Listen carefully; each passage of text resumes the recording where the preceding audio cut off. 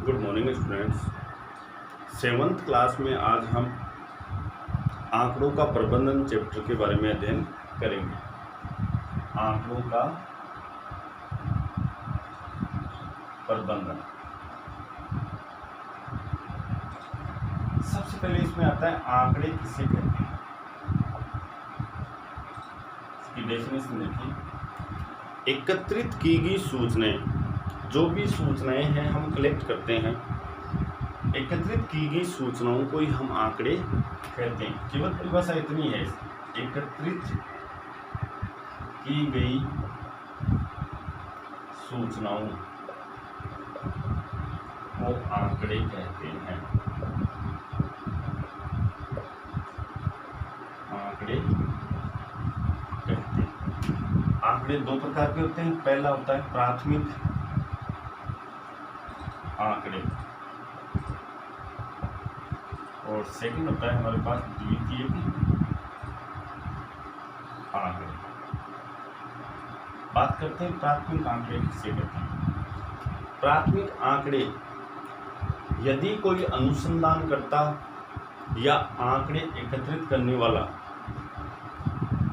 स्वयं आंकड़े एकत्रित करता है, यानी कि वो खुद ही आंकड़े एकत्रित करता है, तो वो प्राथमिक आंकड़े कहलाते हैं। जैसे किसी कक्षा में विद्यार्थियों की संख्या, विद्यार्थी संख्या या फर्नीचर संख्या या अध्यापकों की संख्या, कक्षा में बालिकाओं की संख्या, ये सारे आंकड़े प्राथमिक आंकड़े कहलाते हैं। द्वितीयक आंकड़े कौन से होते हैं? यदि अनुसंधानकर्ता स्वयं आंकड़े एकत्रित न करके किसी अन्य माध्यम में कई रूप हो सकते हैं। जैसे हमारे पास समाचार पत्र हो सकते हैं,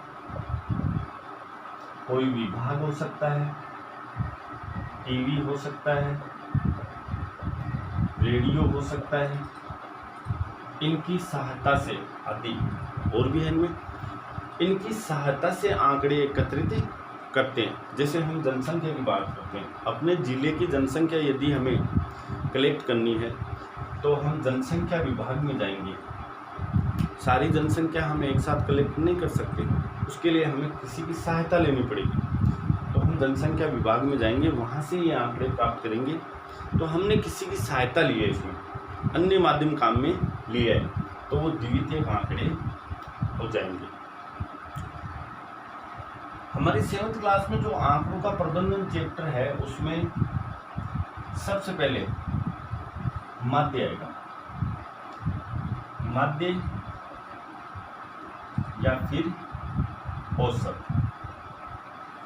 इसका सूत्र है प्रेक्षणों का योग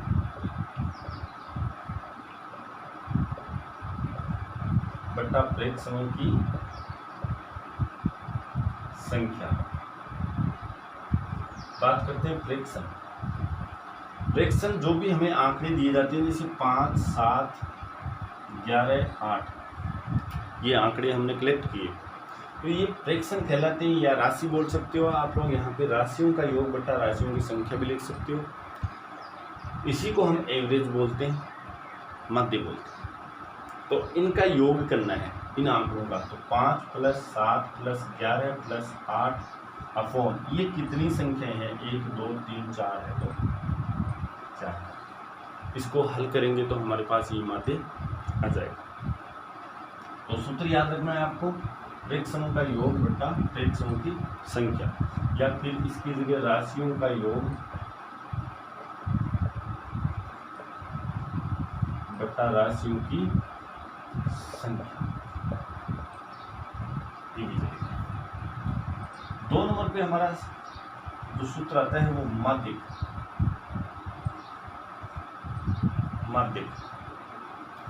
माध्यक में सबसे पहले जो दिए गए आंकड़े हैं उनको आरोही क्रम, आंकड़ों को आरोही क्रम, बढ़ता क्रम में व्यवस्थित करें। सबसे पहले इसमें यही ध्यान रखना है, सर्वप्रथम आंकड़ों को आप लोग आरोही क्रम में व्यवस्थित करें। जैसे यहाँ पे हमारे पास 5, 7, 11, 6, 4 दे दिया, तो ये आरोही क्रम में नहीं है। आरोही क्रम में लिखेंगे तो सबसे छोटी संख्या 4 है, उसके बाद 5 आ गई, 6 आ गई, 7 आ गई, 11, इस तरह से आपको लिखना। उसके बाद में प्रेक्षणों की संख्या काउंट कीजिए, यानी कि राशियों की संख्या गिननी है आपको कितनी है। जैसे यहाँ पे 5, 4, 3, 7, ये आरोही क्रम में लिखेंगे तो 3, 4, 5, 7, ये आरोही क्रम हो गया। अब हम काउंट करेंगे कितनी संख्या, 1, 2, 3, 4 संख्या है। 4 हमारे पास सम संख्या है, तो इसमें सम संख्या यदि राशियों की संख्या सम हो या विषम संख्या हो तो उनके लिए अलग अलग आपको याद रखना है। तो पहले यहाँ पे यदि राशियों की संख्या सम हो तो इसके लिए आपको 2 मध्य पदों का औसत निकालना है। 2 मध्य पदों का औसत, 2 बीच वाले पद, ठीक बीच में आने वाले पद है ना, उन दोनों को निकालना है, उनको प्लस करके 2 का भाग देना है। औसत का मतलब हो गया राशियों का योग बटा राशियों की संख्या, तो 2 ही पद लेंगे हम तो 2 का भाग लगाएंगे। यदि राशियों की संख्या विषम हो तो n+1/2 वे पद का मान, यहाँ पे n का मतलब क्या होगा, n का मतलब वहाँ पे राशियों की संख्या होती है। राशियों की संख्या विषम आ जाएगी, जैसे 9 आ गई है, 11 आ गई है, 3 आ गई, तो हम उसमें +1 और कर देंगे और बटा 2, फिर जो रिजल्ट आएंगे उतने नंबर पर कौन सी संख्या है वही उसका माध्यक होगा। तो ये माध्यक याद रखना है। इसका दूसरा नाम माध्यिका भी बोलते हैं, माध्यक बोल दो चाहे माध्यिका बोल दो। तीसरा आता है हमारे पास बहुलक। दिए गए आंकड़ों में सबसे अधिक बार आने वाली संख्या बहुलक कहलाती है। सबसे अधिक बार आने वाली संख्या, जैसे हम यहाँ पे कुछ आंकड़े ले रहे हैं, 2, 5, 7, 2, 11, 3, इन आंकड़ों को देखते हैं तो यहाँ पे देखो 2 देखो कितनी बार है, 2 बार है, 5 एक ही बार है, 7 भी एक बार है, 11 भी एक बार, 3 भी एक बार, तो सबसे अधिक बार यहाँ पे 2 बार है। 2 की संख्या यहाँ सर्वाधिक है, इसलिए इसका बहुलक 2 होगा। अब रही बात, कई बार क्या होता है 2 संख्याएं समान आ जाती है, जिससे 2 संख्या समान काउंटिंग में आ जाती है, 2, 2, 5, 5, 7, 8, 11 ये आ गई। तो यहाँ पे 2 की भी संख्या 2 बार है और 5 की संख्या भी यहाँ पे 2 बार है, तो ये दोनों बहुलक होंगे। तो बहुलक एक से अधिक हो सकते हैं, एक से अधिक। कई बार ऐसे आ जाता है 1, 5, 7, इसका बहुलक ज्ञात कीजिए, तो यहाँ पे 1 भी एक बार है, 5 भी एक बार है, 7 भी एक बार, तो यहाँ पे ये तीनों संख्या ही बहुलक होगी, ये तीनों संख्या बहुलक होगी, इसका विशेष तौर से ध्यान। नेक्स्ट अंतिम हमारे आंकड़ों के प्रबंधन में जो है वो है चौथा परिसर। परिसर या फिर इसका दूसरा नाम होता है परास। इसका सूत्र है अधिकतम मान माइनस न्यूनतम मान, यानी कि आंकड़ों में आपको सबसे बड़ी संख्या देखनी है, सबसे बड़ी संख्या, उसमें से सबसे छोटी संख्या को घटा दीजिए तो आपका परिसर आ जाएगा, परिसर आ जाएगा। इस तरह से ये 4 सूत्र आपको याद रखना है। उसके बाद में सवाल नंबर 1 देखते हैं हम। प्रश्नावली हमारी है 3.1, बहुत ही अच्छी प्रश्नावली है, बहुत ही सरल प्रश्नावली है।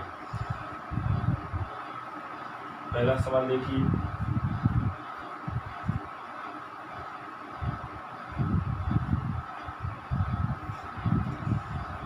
अपनी कक्षा के किन्हीं 10 विद्यार्थियों की ऊंचाइयों का परिसर ज्ञात करना है।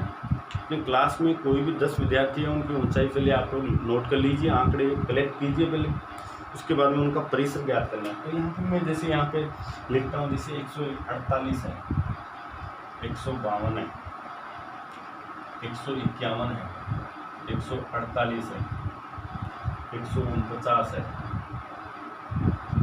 150 है, 151 है, 153 है और 154 है। ये हमारे पास 10 विद्यार्थियों की ऊंचाई है, ये सेंटीमीटर में है। पहला सवाल है, ये आंकड़े दिए गए हैं आपको और सभी ये नाप है वो सेंटीमीटर में ऊंचाई है। तो यहाँ पे सबसे बड़ी संख्या लिखोगे आप, सबसे बड़ी संख्या। तो सबसे बड़ी संख्या देखो, यहाँ से चलते हैं हम, यहाँ पे 153, 154, सबसे बड़ी संख्या होगी हमारे पास 154 होगी। तो यहाँ पे हम 154।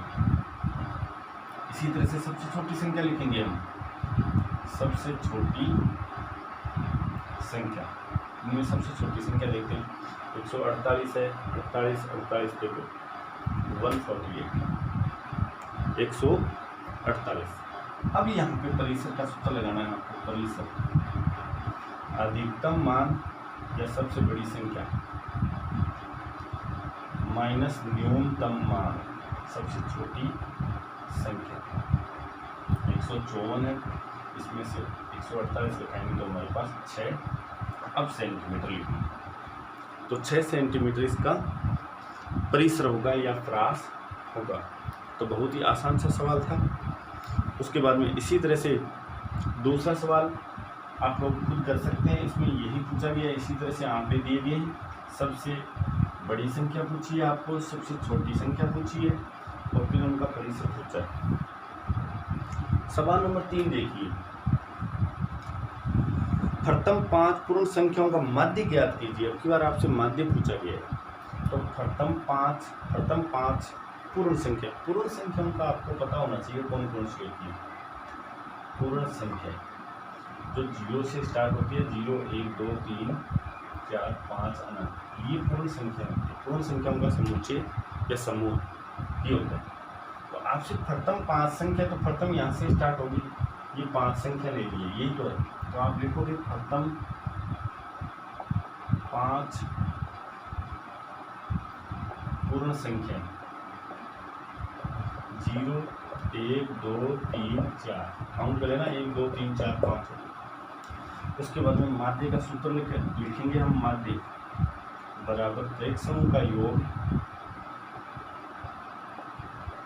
का योग अपॉन बटा प्रेक्षक समूह की संख्या। प्रेक्षक हमारे पास ये हैं जिनको हम राशि भी बोल देते हैं या प्रेक्षक बोल देते हैं। तो 0 + 1 + 2 + 3 + 4 बटा ये टोटल संख्या कितनी है 5, तो 5 होगा। उसके बाद में यहाँ से हम 4 + 3 7 + 2 9 गए, 9 और 1 10, 10/2, 10/5 यानी कि 2 आपका आंसर होगा। यदि ये आंकड़े सेंटीमीटर में तो आप यहाँ पे सेंटीमीटर लिखोगे, रुपये पैसे में तो रुपये पैसे लिखेंगे।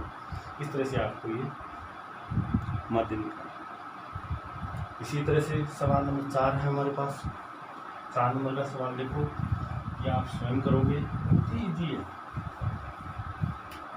एक क्रिकेट खिलाड़ी ने 8 पारियों में निम्नलिखित रन बनाए, उसका माध्य स्कोर ज्ञात करना है। माध्य स्कोर ज्ञात करना, तो आप लोग स्वयं ज्ञात करें इसको। माध्य यानी प्रेक्षकों का योग बटा प्रेक्षकों की संख्या। उसके बाद सवाल नंबर 6 देखिए, विज्ञान की एक परीक्षा में विद्यार्थियों के एक समूह द्वारा 100 में से प्राप्त किए गए अंक, 100 में से ये अंक प्राप्त किए गए, कुछ विद्यार्थियों के समूह थे, इनके नंबर नोट कर लिए गए। 85, 76, 90, 85, 39, 48, 56, 95, 81, 75। ये कुछ विद्यार्थी थे, उन्होंने 100 में से ये अंक प्राप्त किए। 1, 2, 3, 4, 5, 6, 7, 8, 9, 10 विद्यार्थियों का समूह है। उसके बाद में इसका माध्य पूछ रहा है, तो माध्य बराबर, सबसे पहले आपसे इसमें माध्य अंकों का माध्य क्या, प्रेक्षणों का योग बटा प्रेक्षणों की संख्या। प्रेक्षण हमारे पास ये जो राशियां हैं तो इनको प्लस में ले लेंगे हम, 85, 39, 48, 56, 96, 81, 74 बट्टा टोटल ये संख्या कितनी है 10। उसके बाद में हम इनका प्लस करेंगे तो 5 1 6, 6 5 11, 6 17, 8 25, 25 और 9 34, 34 5 39, 45, 5 6 11, 11 5 16, 9 25, 8 33, 39 44, 45 5 50, 50 का शून्य, हाथ की लगी 5। उसके बाद में 12 8 20 29 34 38 41 49 58 58 65 और 8 73, 730 बट्टा 10, यानी कि इसका उत्तर आएगा हमारे पास 73। ये अंक है इसलिए 73, ये हमारे पास इसका माध्य है। उसके बाद में इसमें पूछा गया आपसे प्राप्त सबसे अधिक अंक और सबसे कम अंक, तो सबसे अधिक अंक, सबसे अधिक अंक इसमें देखना है 95 का हमारे पास, तो आप लोग लिख लीजिए 90। और सबसे कम अंक, सबसे कम अंक हमारे 76 39 आ गया, 39। उसके बाद में इसका परिसर निकालेंगे हम, परिसर अधिकतम मान माइनस न्यूनतम मान।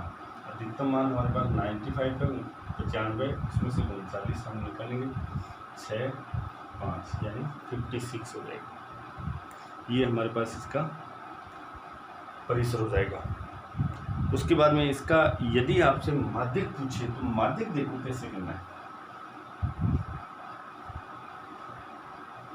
ये माध्यक था, अब हम निकालते हैं माध्यक। माध्यक में सर्वप्रथम मैंने ये बताया था आपको आरोही क्रम में लिखेंगे, इसके आरोही